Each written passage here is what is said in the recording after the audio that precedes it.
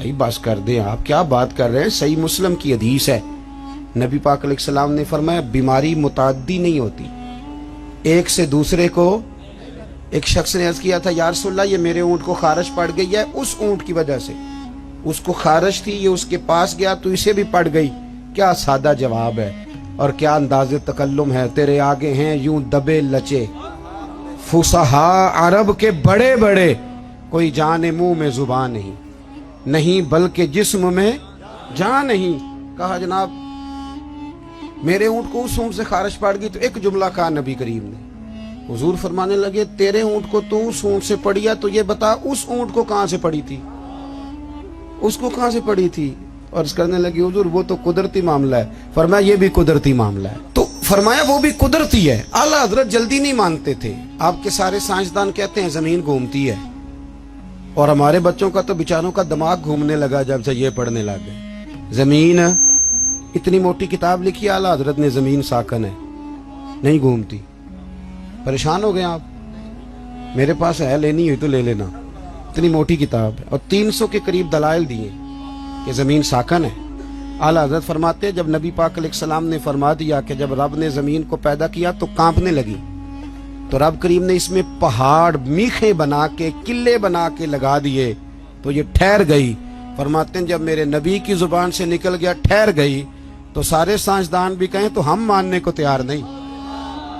ہم کیسے مان جائیں؟ حضور نے کہہ دیا ٹھہر گئی تو لہذا ٹھہر گئی. اور اعلیٰ حضرت نے اس پر 300 کے قریب دلائل دی. ہمارا تو اصل مسئلہ یہ ہے کہ ہم پڑھتے ہی نہیں. اور پھر کچھ لوگ بڑی محبت سے کہتے ہیں جو اب تو سائنس بھی یہ بات مان گئی. تو میں نے کہا سائنس نہ بھی مانے تو ہماری تو کوئی مجبوری نہیں, سائنس نہ مانے سائنس ہماری تو مجبوری اللہ رسول ہے, سائنس ہماری مجبوری. سمجھ آ رہی ہے بات کی. اسی طرح اعلیٰ حضرت کے زمانے میں نا کسی نے کہا تھا کہ کشش ثقل ہے, زمین چیزوں کو کھینچتی ہے. دلیل کیا دی؟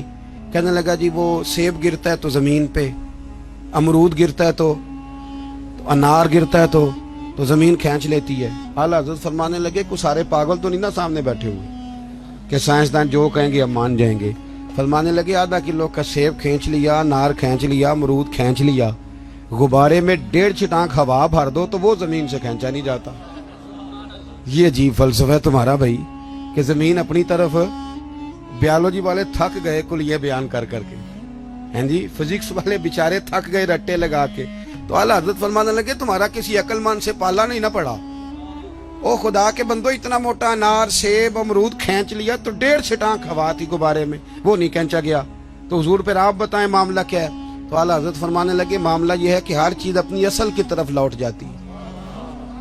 چونکہ امرود زمین سے پیدا ہوتا ہے تو زمین میں آ جاتا ہے, چونکہ انار زمین سے پیدا ہوتا ہے تو زمین میں آ جاتا ہے. فرمانے لگے ہوا کی اصل اوپر ہے, جب غبارے میں ہوا پڑتے ہیں تو ہوا اس کو اوپر لے جاتی ہے, اور جب ہوا نکل جاتی ہے تو غبارہ نیچے آ جاتا ہے. تو فرمایا کش سے شکل نہیں, ہر چیز اپنی اصل کی طرف لوٹتی. انسان کہاں سے پیدا ہوا؟ مٹی سے. جائے گا کہاں؟ چونکہ اس کی اصل مٹی ہے. مٹی دیں تے مٹی رہنا ہی. ایویں کا دی بلے بلے, اج مٹی دے اتے بندیا تے کل مٹی دے تھلے.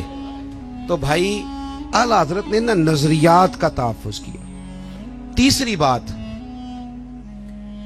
اعلیٰ حضرت فرماتے تھے کہ دین میں خودداری اختیار کرو, عزت نفس, دین کو فار سیل نہ کرو. آ گیا میلاد شریف, اب اللہ خیر کرے تلاوتیں بکیں گی, معاذ اللہ نعتیں بکیں گی, تقریروں کے ریٹ طے ہوں گے, اور لینے والے اتنے مجرم نہیں جتنے دینے والے مجرم ہیں. ناراض ہو گئے ہو جاؤ, کوئی بات نہیں, ہو جاؤ, پر ناراض ہو کے بعد آ جانا. کیوں ریٹ لگاتے ہو ان چیزوں؟ اعلیٰ حضرت فرماتے ہیں. اور پھر میرے اسٹیج پہ نا جو سب سے سبحان اللہ کہلوارا ہوتا ہے نا, وہ خود کبھی بھی نہیں کہتا, انہیں دوجیاں تے فرض کیتی ہے. اور پھر کہتے ہیں جس کا ایمان پکا ہے نا وہ ہاتھ کھڑے کر لے. تو میں کہا جنہیں تازہ بائی پاس کرایا بیچارے نے, وہ تو فوت ہو جائے گا ہاتھ کھڑے کرے گا. تو یہ ایمان اب ہاتھ کھڑے کرنے پہ رہ گیا. اونچا سبحان اللہ کہو مجھے مزہ نہیں آیا, تجھے مزہ آئے گا تو ہمیں ثواب نہیں ہوگا. سبحان اللہ اس وقت کہیں گے جب اللہ کو راضی کرنے کی نیت ہو. عجیب فلسفہ ہے, عجیب رٹا ہے. اور 25-25 ہزار روپیہ لے کے آتے ہیں تو جو غریب بیچارے اسٹیج کے سامنے بیٹھے ہوتے ہیں انہیں بے عزت کر کے چلے جاتے ہیں. میں نے تو ایک سے کہہ دیا تھا ایک دفعہ, میں کہ تو پیسے لینے مفت آئے نہیں سارے جنے آئے, مہربانی کریں ذرا. اعلیٰ حضرت نے خودداری سکھائی, عزت نفس, کوئی کھا نہیں جاتا. آپ اگر سر اٹھا کے جینا چاہتے ہیں تو پھر ہاتھ پھیلانا چھوڑ دیں. روزی رب قریب کے دست قدرت میں ہے, جب چاہتا ہے جتنی چاہتا ہے عطا فرماتا ہے. یہ کشکول اعلیٰ حضرت سنو, فاضل بریلوی کس کا نام ہے. اعلیٰ حضرت رحمت اللہ علیہ نا دکان پہ تیل لینے چلے گئے.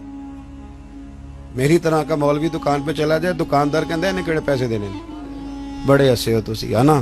تو پولیس والا چلا جائے تو پھر نہیں ٹینشن لگتی.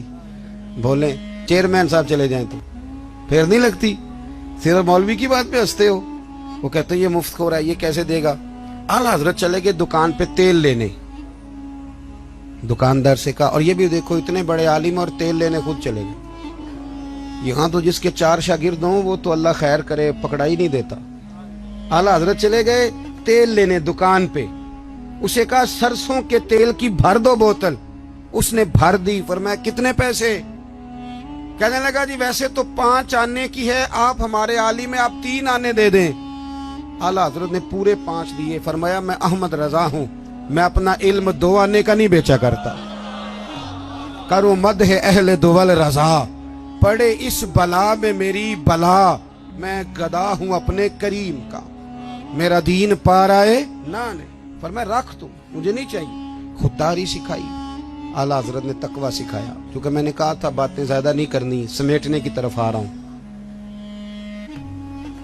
ہمارے ہاں نا کارکن ہمیشہ غریب آدمی ہوتا ہے, لیکن مجبوری یہ ہے کہ غریب آدمی بیچارہ وہ سارا سال بھی مسجد دھوئے نا, اشتہار بھی لگائے, تو میلاد کے سٹیج پہ وہ نہیں بیٹھ سکتا. کیونکہ یہاں بھی بیٹھنے کے لیے 50,000 دینا پڑتا ہے. آپ تعاون کریں محفل میں سٹیج پہ آ جائیں. اگر اور قریب بیٹھنا تو پھر نوٹوں کی دتھی رکھ لیں ہاتھ میں. پھر نعت کا نام یاد کر لیتا ہے, کہتا ہے حاجی صاحب ہے شیر تہاڈی نظر دے. اور ساتھ یہ بھی کہتا ہے پکا عاشق رسول ہے, کیونکہ 50 دے لے کے آیا ہے, پکا ہے, ڈگری دے جاتا ہے. خدا کا خوف کرے. اور وہ جو غریب آدمی, اس کو سیاستدان تو ویسے نہیں سٹیج پہ بٹھاتے, تو اگر محفل میلاد پہ بھی نہیں بٹھایا جائے گا تو اس کو عزت کہاں ملے گی. اعلیٰ حضرت تو فرماتے ہیں ہم غریبوں کے آقا پہ بے حد درود, اور ہم فقیروں کی ثروت پہ لاکھ حسن. اعلیٰ حضرت بڑی غریب پروری کرتے تھے. ایک یتیم بچہ آ گیا. سید ایوب علی صاحب رضوی رحمت اللہ علیہ آپ کے خلیفہ ہیں. کبھی اللہ آپ کو توفیق دینا تو میانی صاحب قبرستان جائیں اور سید ایوب علی صاحب کی قبر پہ ضرور فاتحہ پڑھ کے ہیں, کیونکہ اعلیٰ حضرت کو جتنا لوگوں تک پہنچایا ہے اس میں 75% حصہ سید ایوب علی صاحب کا. سید ایوب علی رضوی صاحب رحمت اللہ, لاہور میانی صاحب میں آپ کا مزار ہے. سید ایوب علی صاحب کہتے ہیں کہ ایک بچہ آگے اعلیٰ حضرت سے کہنے لگا حضور میں یتیم ہوں, والد فوت ہو گیا, اکیلا ہوں, میری ماں ہے, تو اگر کوئی غریب دعوت کرے تو آپ آ جائیں گے.